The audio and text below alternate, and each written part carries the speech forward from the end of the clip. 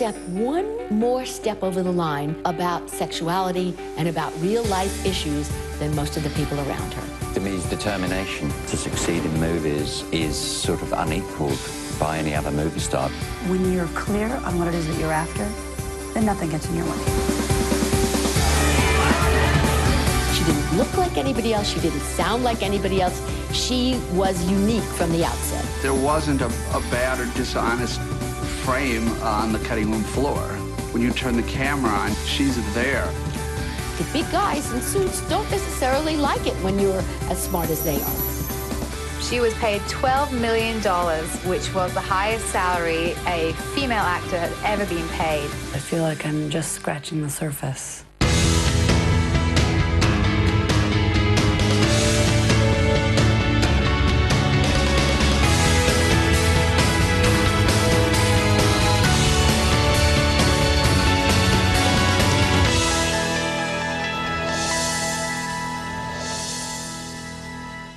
Lately, it's not Demy Moor's career that has been making headlines. It's her tumultuous relationship with Ashton Kutcher.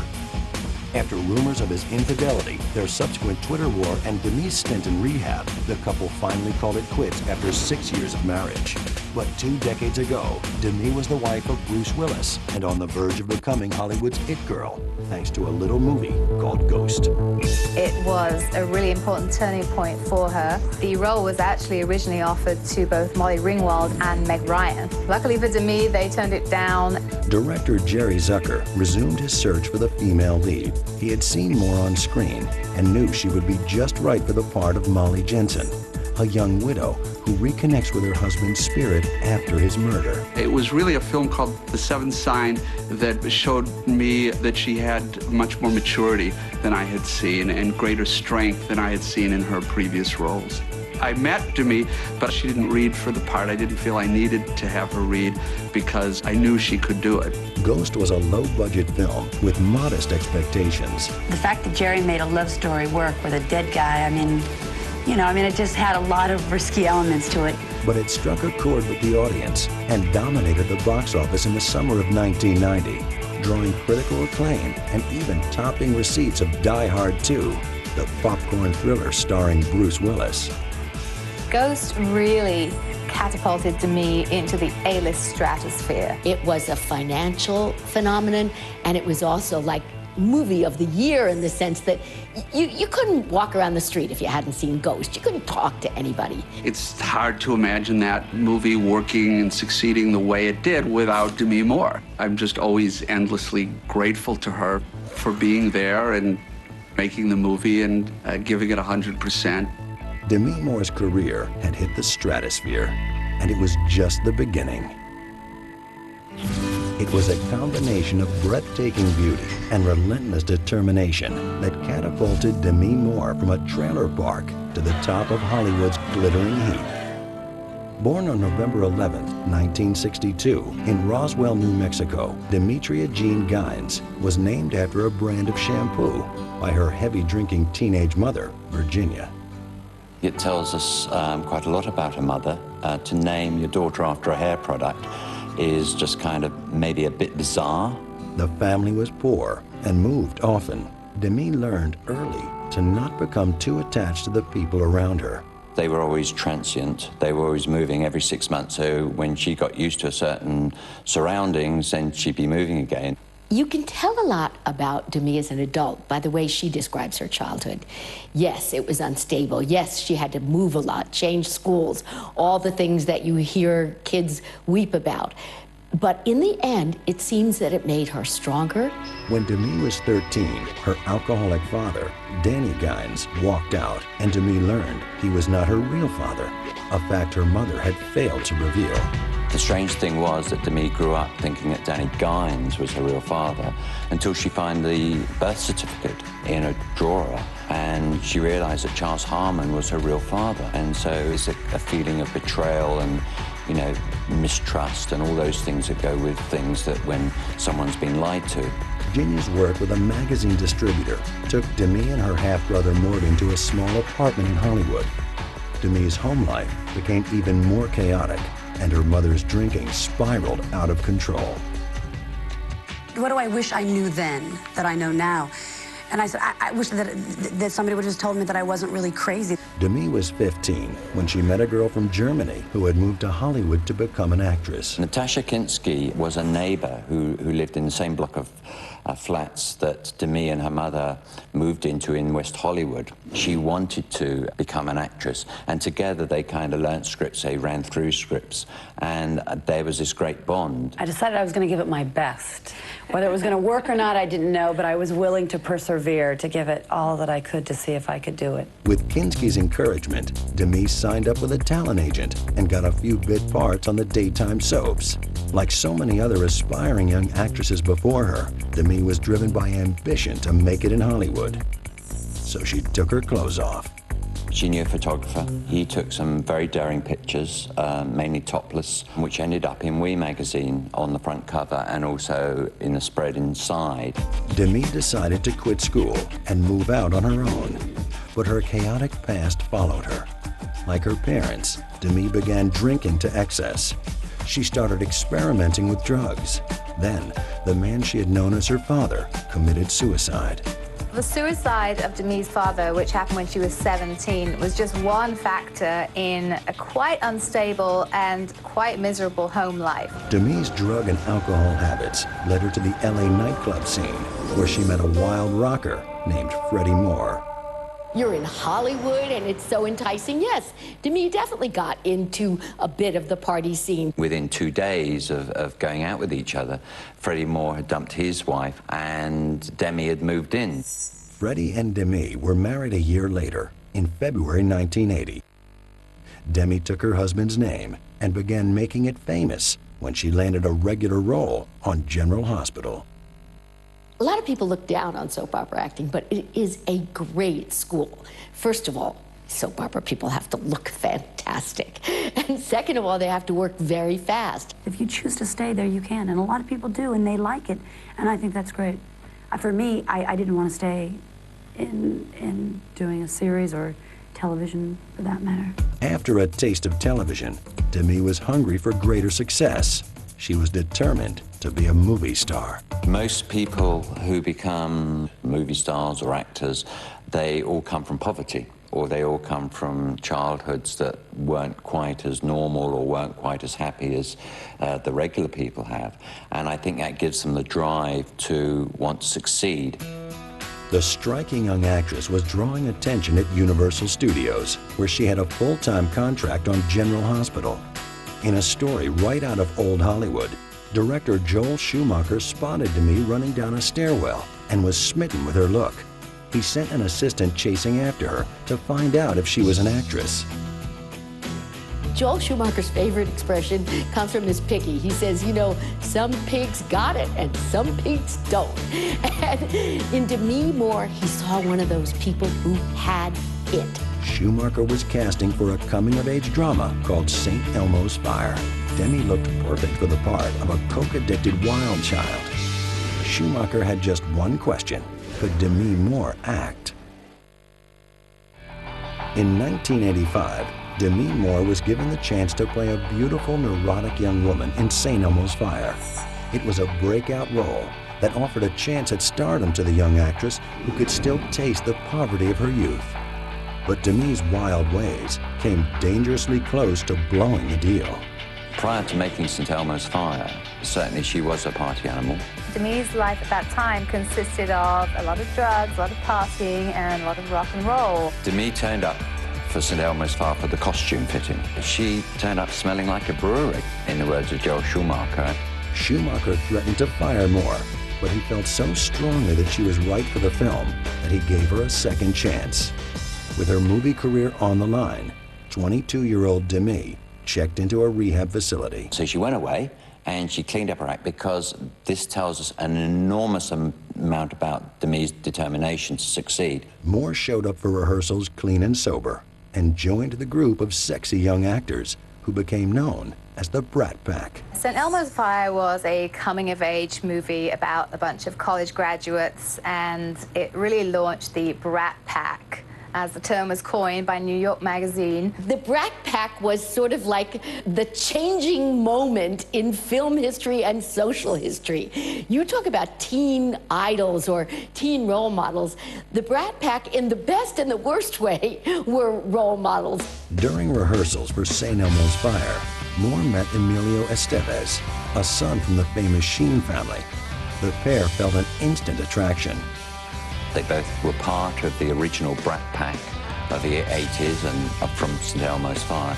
So it shouldn't be actually that much of a surprise that they should get together. And I knew them as a couple. I knew them back then. And people talked about the fact that, oh, this was a step up for her to meet Emilio Estevez. But you gotta remember, she was a hot, interesting chick at the time, too. Estevez was a serious actor who didn't like the partying reputation that came with the Brat Pack tag. But Moore had no problem with the publicity she drew as a member of the famous group. I feel really positive. I'm happy to be a part of them.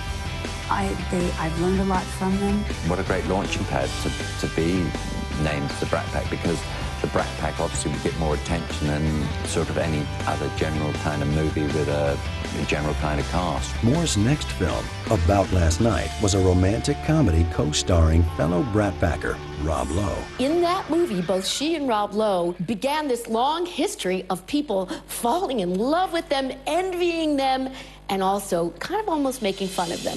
In 1986, Moore teamed up with her new boyfriend, Wisdom, which Estevez also produced. The experience introduced Demy to the power that came with producing your own material. Demy's radar was alert to every opportunity. You start on a soap opera and you realize the guys who are really getting the big toys are the people in the movies. You become a movie star and you realize that the people who get to move the chess pieces also have a different side of the action and can control their destiny. Demy had divorced her rocker husband Freddie Moore in 1985, and just a year later announced her engagement to Estevez. The invitations were already in the mail when Demy called the wedding off. She'd been married before, and something in her knew that it just wasn't right. I don't think those two people stopped loving each other, and they remained off and on good friends over the years. A few months after splitting with Estevez, Moore met Bruce Willis, a wild, womanizing actor best known for his sexy detective series, Moonlighting. Demy met Bruce Willis kind of under strange circumstances, if you like, because she was going to a screening of Estevez's movie, Stakeout. And if you think they'd broken up and they called off their wedding, maybe it was kind of a weird thing for her to consider going. Demy was growing in her experiences and in her success, and Bruce was the hot, gettable bachelor. He was the mystery man, the hottest guy in town. Walter Bruce Willis played a fast-talking, risk-taking detective on Moonlighting. Willis shared many of the same qualities with the popular TV character. When they met, Bruce was certainly a party animal. And Demy was a wild woman who needed a little taming too. I think they both challenged each other, and they both loved each other. But most of the press didn't believe Moore and Willis would last a week. When the couple went on a beach holiday together, the headlines labeled it a fling. 4 months later, they were secretly married.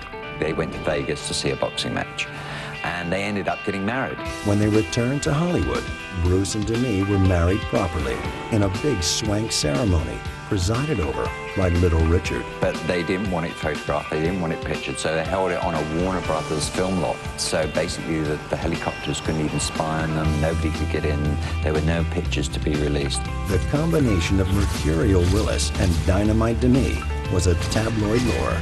Everywhere they went, the paparazzi followed. They couldn't take 2 steps. He couldn't change his jacket. She couldn't put on a dress or do her hair a different way that it didn't make headlines. The media frenzy became so intense that the couple hired bodyguards to protect them. Then, one night, Moore was accidentally knocked down by the press at a Hollywood premiere. Willis was furious. He got mad and he literally told them to clear off, and enough is enough, go away, leave us alone. And of course they got pictures of him going wild at the paparazzi. But the media became even more intrigued when Moore and Willis announced they were about to become parents. Demy insisted on a drug-free delivery. Her 15-hour labor was documented by 3 video cameras, and she invited friends to witness the entire event. It was almost like shooting a movie because they had sort of 3 video cameras. And even when she was giving birth, her main concern was, oh, is this all being caught on camera? Have you got it all? Have you got it all? On August 16, 1988, Willis delivered the child himself, a girl named Rumor. Moor took time out to be a mom. It wasn't like Demy complained a lot about her childhood, but she understood that what that lack of stability can do to you, and she was determined that she'd provide that for her child. And maybe at the same time, it was a way for her to grab some stability for herself. Offers for movie roles kept coming in, but Moor was happy at home with her new baby.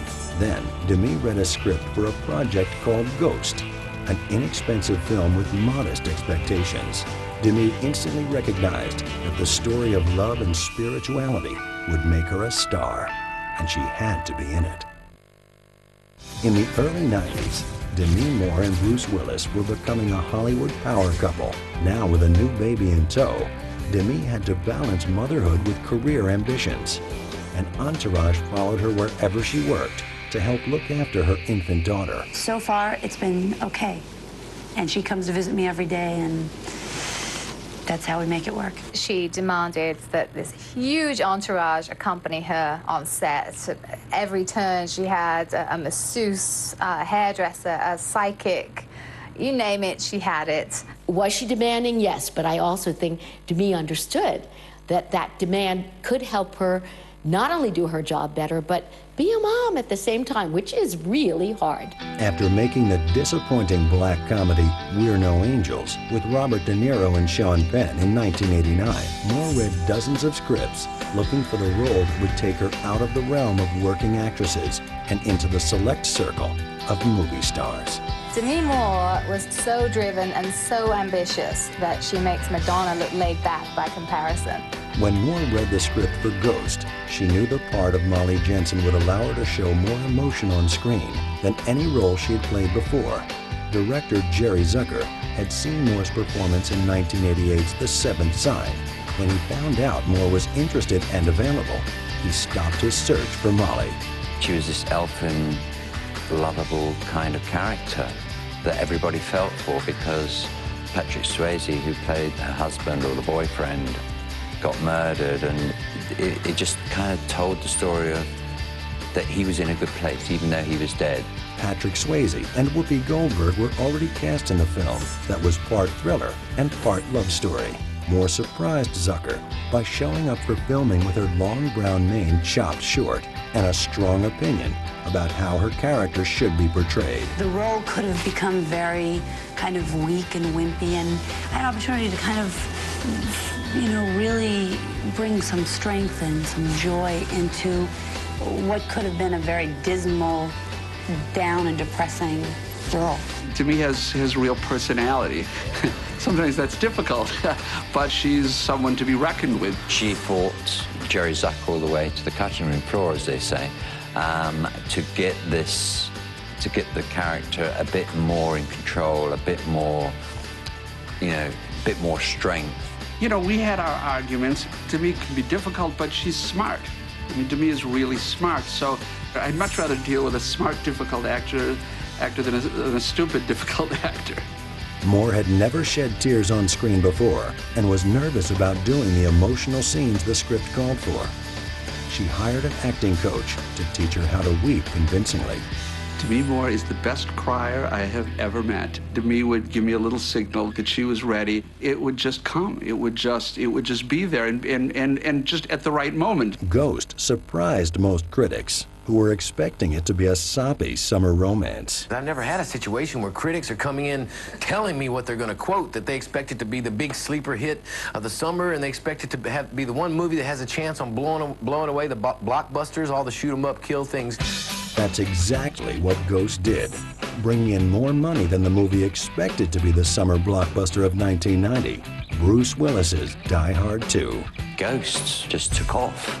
And, you know, it was like having ghost fever everywhere, and the film actually ended up with $217 million box office. She was also nominated for a Golden Globe, so that really validated her in a lot of ways. It was the first time that happened, even though she lost out to Julia Roberts.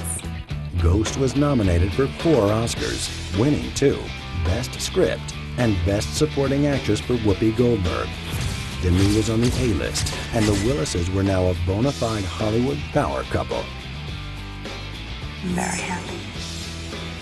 I should be happy. If I wasn't happy, I'd be stupid. Demy and Bruce became the power couple of contemporary Hollywood, following in the tradition of Clark Gable and Carole Lombard, Spencer Tracy and Katharine Hepburn. They had Hollywood cornered, and I can't think of anyone who's ever had that same sort of power, not before them and not since then. But success drew envy, and the tabloids brought out their checkbooks for Moor's alcoholic mother. Virginia told them all about Demy's wild child days and partying nights, and sold her childhood photos. It was just a bizarre thing because most people wouldn't actually sell their story to the newspapers or to a magazine about their own daughter. Moor couldn't control her mother, but she and Willis wanted to exert more power over their careers. They formed separate production companies. The first movie for Moor's production company, Rough Glen Films, was Mortal Thoughts. She and Willis both starred in the film. Demy soon learned that being a producer meant she had to be tough. Demy was regarded, if you like, in bitch terms, because she knew what she wanted and she wasn't going to be told what she wanted, because she was the producer. She was now in control of her movie. Moor had become a Hollywood power player, commanding huge fees, choosing her own roles, reshaping them as she liked, and demanding an endless list of perks.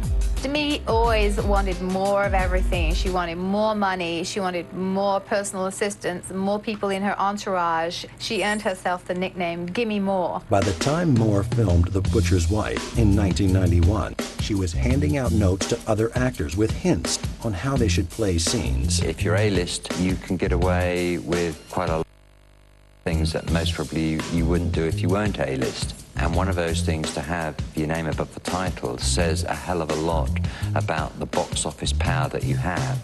Early screenings of The Butcher's Wife indicated the film would flop, but Moor knew how to save it. She went looking for publicity and found it on the cover of Vanity Fair. The Vanity Fair shoot, as it's now known, was in fact very controversial, because here we had a picture of Demy completely naked, head to toe, and pregnant. The shot was taken originally for the Willis family, but it made the cover of Vanity Fair and became a social milestone. It was banned, it was covered in, brown paper bags in some of the Bible sort of counties of America. I think it was a combination. I think it was a real celebration of womanhood, and at the same time it was like, oh, show them. Most of Middle America found it offensive and just plain gross. A lot of other people found it inspiring and beautiful. Either way, there were very strong reactions, which is something Demy is famous for. Moor got the publicity she was looking for, and plenty of criticism to go along with it. All of that is just stuff that gives people juice to talk about. They always look for things to tear people down or things to make them less of something, or a reason why you shouldn't look up to them or make them important. By the time their second daughter was born, on July 20th, 1991, Demy Moor and Bruce Willis were Hollywood's highest profile power couple. They were both making millions on hit films and producing their own pet projects. And Demy was generating controversy that reached well beyond the movies. But was she going too far? By 1991, Demy Moor was a power to be reckoned with. Ghost had made her a bona fide movie star, and her nude and pregnant image on the cover of Vanity Fair had made headlines far beyond the entertainment pages. Riding a wave of worldwide publicity, Moor sailed into her next project, A Few Good Men. A Few Good Men was very important to me. She kids around about the fact that everyone said, you're in a movie with Tom Cruise and there's no kissing and there's no love scenes. But that's exactly what she wanted. At a time when everybody was talking about her body and her being sexy. When Moor joined the cast of A Few Good Men, she had third billing behind Tom Cruise and Jack Nicholson. But Demy didn't see it that way. Demy had returned to making movies. They seemed to follow this entourage of hairdressers, nannies, publicists, you name it, they had it, bodyguards, helpers. And she also got this reputation of being a prima donna. This time, Moor even insisted that Tom Cruise and Jack Nicholson get in line behind her. She fought to have her trailer as a #1 trailer, which is kind of unheard of. But, you know, Jack Nicholson and Tom Cruise, you know, but she got her way, and so she got the trailer. But being a movie star was no longer enough. Moor and husband Bruce Willis had a new business in mind. Along with Arnold Schwarzenegger and Sylvester Stallone, they launched Planet Hollywood. It was a very successful restaurant, and it was basically for movie fans. It was, you know, being operated by the most formidable movie stars of that period. Their careers were hectic, and the power couple now had 3 children. They bought a country home in Haley, Idaho, that could provide their growing family with a respite from the pressures of Hollywood. They liked Idaho because they were out of the way. Nobody bothered them. They could walk around. They could do their shopping. I think they found it a haven. I think they found it beautiful. They both appreciated the beauty of the environment. But living in Idaho didn't stop Moor from making plans for another wave of publicity to accompany the release of A Few Good Men. She found her way back onto the cover of Vanity Fair with another controversial photo. This time, Demy was wearing a man's suit. Demy was stark naked, but painted as if she had clothes on. And not until the cover came out and allowed enough time for speculation, you know, was it absolutely confirmed that this was just airbrush paint, skin, Demy, and paint. That was a message to Hollywood that, you know, don't mess with me type of thing, because I can be feminine, but I can also be tough and powerful. Soon after the controversial cover, Moor became the subject of water cooler chatter again as the star of Indecent Proposal. She demanded and got $5 million to star opposite Robert Redford. Demy must be one of the few actresses that set the standard of what women should be paid in movies. Indecent Proposal not only earned Demy a record-setting paycheck, it put her on the cutting edge of social discourse. Indecent Proposal caused an enormous stir when it was released, because the premises of it was that, you know, would you sleep with someone for $1 million? The running line was, would you sleep with Robert Redford for $1 million? And as Demy said, most people said to her, I'd sleep with Robert Redford for nothing. Moor had spent her adult life chasing fame and fortune, and by the time Indecent Proposal came out, she had a unique perspective on the power of money. Happiness comes from within. And I think it can make life nice, but it certainly doesn't buy you happiness. What did make Demy happy was developing projects she could star in. She formed a new production company called Moving Pictures with her best friend, Suzanne Todd. They chose a script called Disclosure for their first project. Disclosure was one in a long line of movies about these kind of powerful, psychotic women taking advantage of these hapless male executives who are good, upstanding family men. The cinema-going public would see the character she played in Disclosure as a real Demy Moor. That was, I think, the confusion of why her movies weren't suddenly as successful as her previous movies, because, you know, how many times can we watch Demy playing a sexual predator? Moor was in total control of her career and was willing to take a risk. Moving Pictures was preparing to make its next film, The Scarlet Letter, based on Nathaniel Hawthorne's dense metaphorical novel. Before the film was even released, there were objections that she would play Hester Prynne. It was just unbelievable to some that, you know, anybody would cast Demy Moor. Demy Moor, you know, is a sexual predator. Moore could make any film she wanted, cast all the roles, and even change the ending. But her decisions weren't always the right ones. It had a huge flaw, which was that they completely changed the ending, which made it way less believable. And Demy is not perhaps quite the right actress for that sort of role. She had a very high profile. It was easy to make fun of her in a classic costume. It was easy to make fun of the whole notion of Scarlet Letter, and people were pretty mean about it. The Scarlet Letter was an embarrassing shock for Demy's production company. It had cost $50 million to make, but earned only $10 million at the box office. You put months and months of your life into a film, you put all of your emotion and all of your effort, you leave your kids to do a movie, and then people laugh at you. That is not a good feeling for anyone. But Moore and Willis had investments outside of Hollywood that were paying off. In 4 short years, the Planet Hollywood restaurant chain had grown to 24 outlets in 9 countries, and it went public in early 1996, giving the company a market value of $2.7 billion. Every couple hours, we like to open another one. Moore continued to produce while taking on acting roles in big-budget films. By now, she was the highest-paid actress in history. She earned $7 million to star in The Juror opposite Alec Baldwin. The film grossed $45 million in theaters. You get what the producers think you're worth. And it wasn't a matter of her putting her foot down. She didn't even have to be that demanding about it. They wanted her badly enough, and they were willing to pay what she could earn them.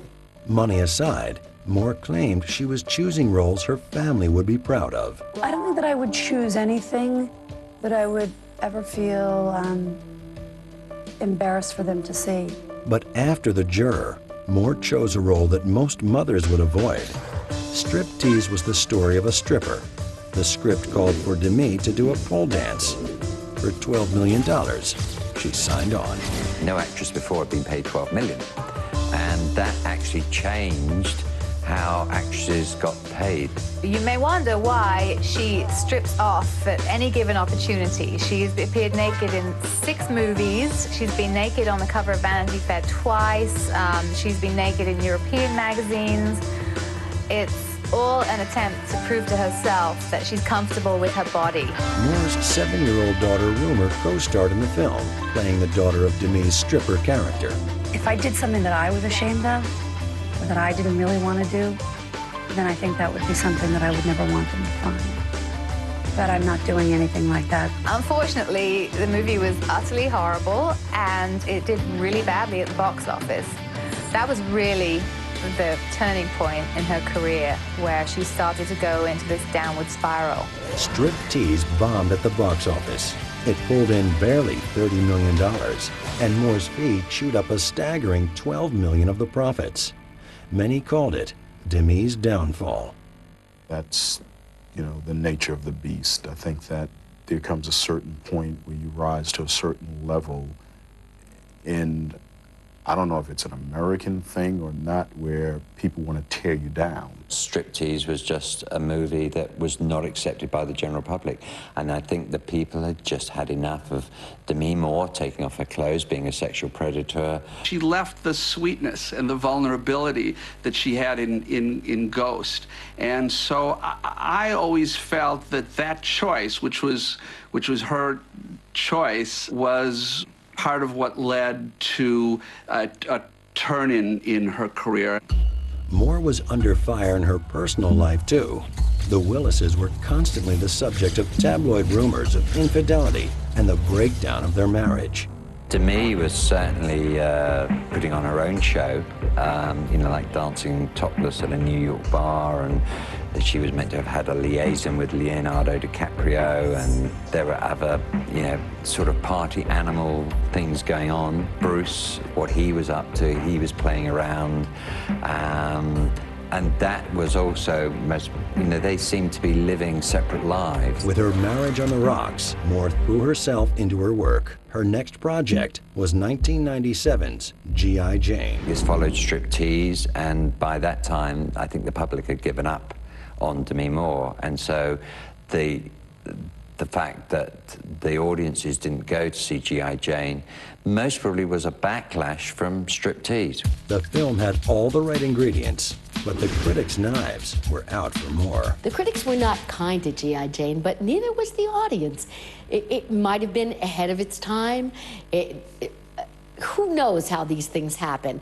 When the audience really wants to go see a movie, they go. There was also more bad news on Demy's home front. Moor had long been estranged from her mother, Virginia, who had jealously sold Demy's story and even childhood photos to the tabloids. Now, her mother was dying of cancer, and Moor went to her side in New Mexico. But she went there and looked after her mother in the last, I think it was the last 3 months of her life. And Bruce also went up to support her. But the strain on Moor and Willis was too much. And on June 24th, 1998, their publicist announced the couple's separation. The end of the marriage was most probably put on hold because of Virginia, on her deathbed. 8 days later, Virginia died. I think it was very tough for her when her mother died. She was trying to be a good daughter, trying to repair a relationship. You can't go back to childhood. You can't make up for all the things that either one of them didn't do right. Moor responded to the loss of her mother and the end of her marriage by retreating from Hollywood. Some thought she was running away because her career had tanked and her marriage had broken up.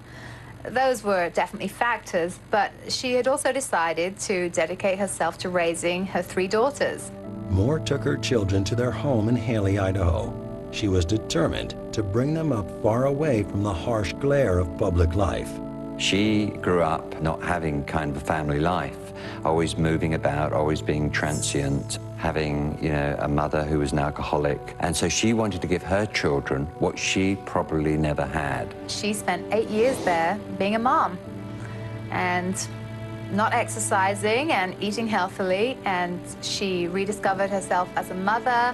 She rediscovered her body, her sanity probably, and she re-emerged a much more centered and perhaps less selfish person. Demy Moor had broken barriers in the film world, in her choice of movie roles, and in the millions she could command for her performances.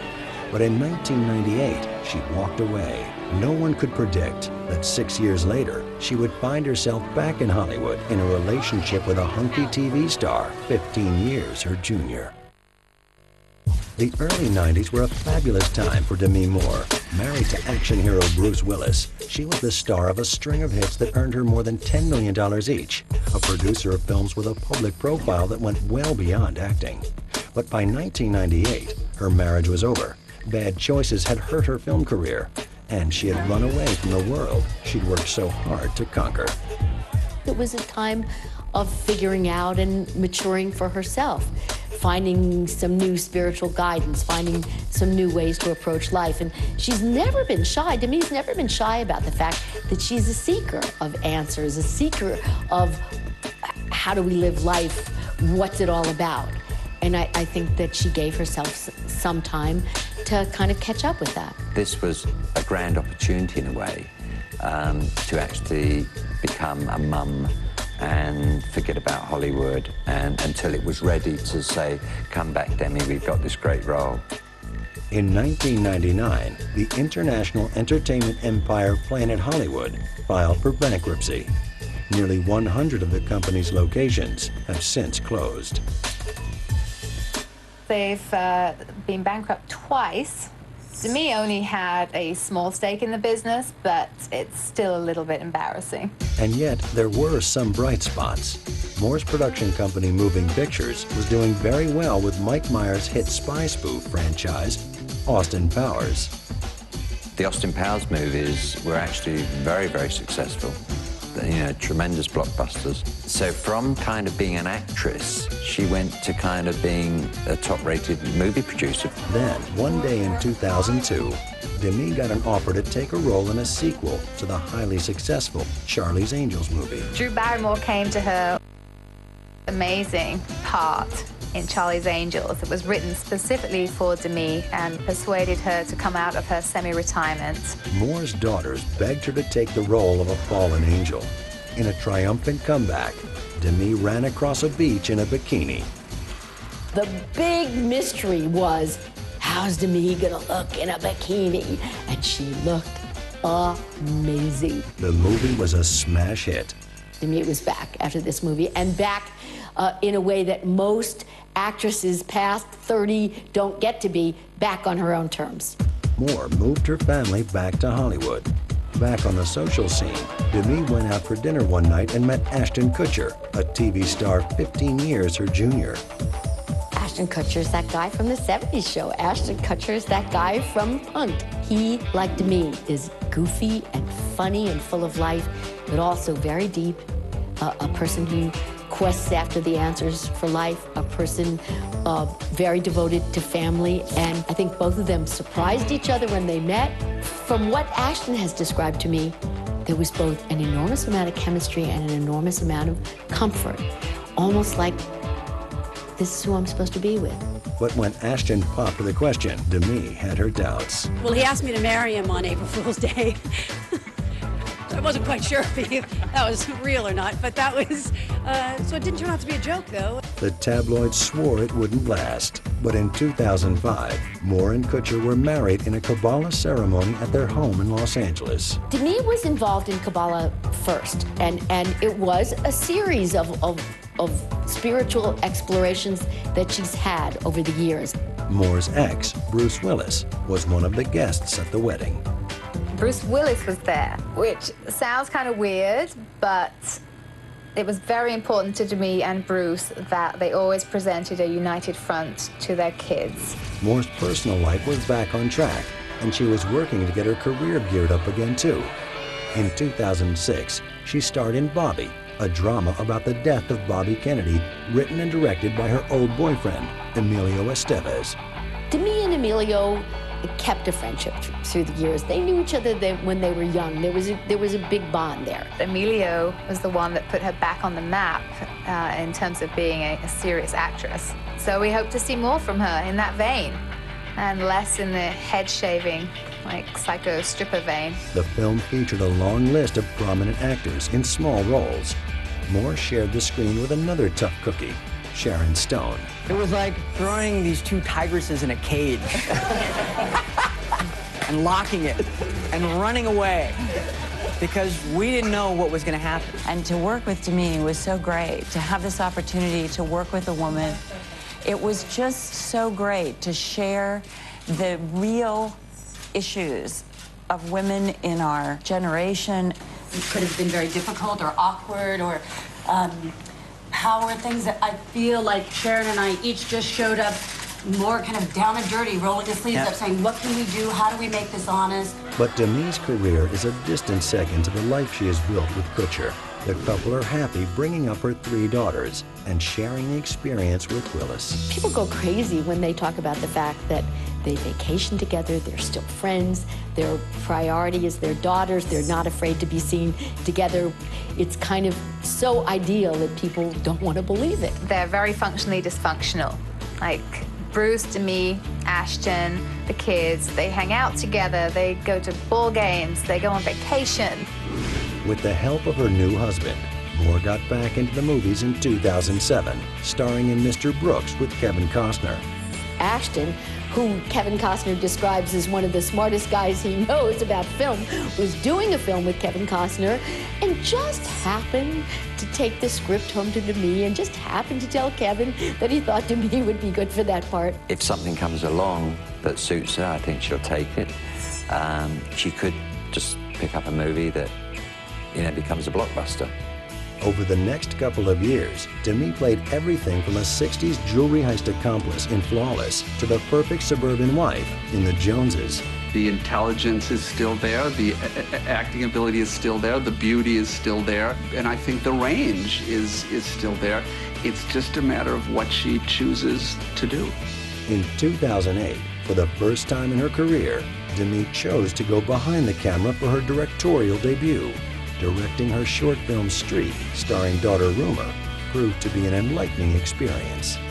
You are in the position of director versus actor. You really recognize so much more of the work that has to go into for for an actor just to show up and be prepared to do your scene. And so I think that's really one of the greatest gifts. Taking on the challenge of directing was fulfilling for Demy, but it's the opportunity to give back that brings true balance to her life.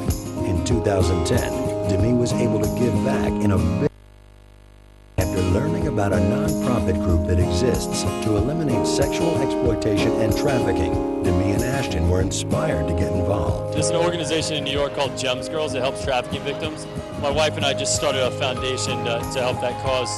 Through their non-profit organization, DNA Foundation, Demy and Ashton hope to put an end to child sex slavery. If I really look around and ask myself the question, when do I feel the most alive? And I think, without question, that is when I am giving and when I am being of service, and whether that's one-on-one or within a group. The best way that we can give to ourselves is by giving to others, and by doing so, it also removes the separation between us. Whether it was giving back, practicing Kabbalah, or parenting her daughters, Demy and Ashton always presented a united front until October of 2010. When the couple should have been celebrating their 6th wedding anniversary, rumors swirled that Ashton had been unfaithful, not once, but twice. Rather than make official comments regarding the alleged affairs, both Demy and Ashton took to their Twitter accounts. Demy tweeted, "When we are offended at any man's fault, turn to yourself and study your own failings. Then you will forget your anger."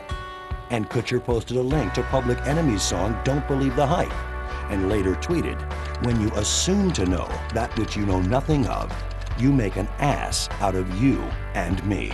Demy's attempt to put drama behind her and focus on work in 2011 proved difficult. After launching the Real Men Don't Buy Girls celebrity campaign to educate people about child sex slavery, Demy posted a semi-nude photo of herself with the cryptic tweet, "Remember, you've got your own back." Some saw the comment as another response to Ashton's rumored infidelity. Demy closed out the year with 3 projects: Margin Call, Another Happy Day, and the anthology film 5, which Demy co-directed for Lifetime. Although 2011 ended on a professional high note, Demy's personal life was at an all-time low. In a statement to the Associated Press in November, Demy announced, "It is with great sadness and a heavy heart that I have decided to end my 6-year marriage to Ashton." Her announcement put the tabloids on Demy watch. First, reports about her noticeably gaunt appearance were everywhere. Then a couple of months later, the story broke that Demy was hospitalized for alleged substance abuse. As a result of her hospitalization, she dropped out of the Linda Lovelace biopic Lovelace and entered Utah's Cirque Lodge Rehabilitation Center for exhaustion.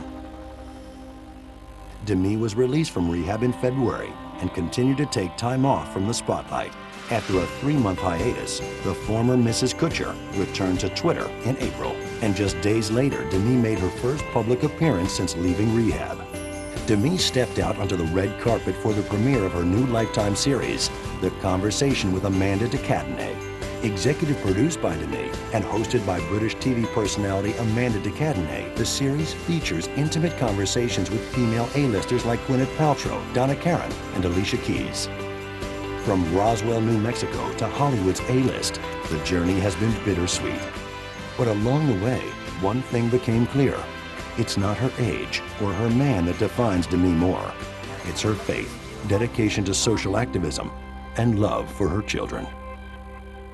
It really comes from a desire and a willingness to make the effort, and it's and taking things as they come, and I think, you know, the more we're willing to give, the more that we can find balance.